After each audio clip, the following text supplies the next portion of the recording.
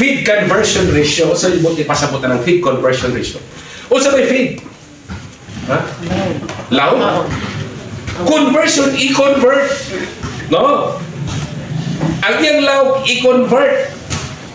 Nga mahimong unod sa baboy. Ha? Pwede di ang feed mahimong unod sa baboy? I-convert lagi. Kaya i-process, marami ito sa digestive system, kung mahimong unod, mutubo. No? Feed conversion ratio.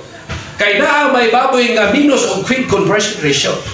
Pero baboy gani nga gamay ra kanon da kusong mo tambok, taas ang iyang feed conversion ratio.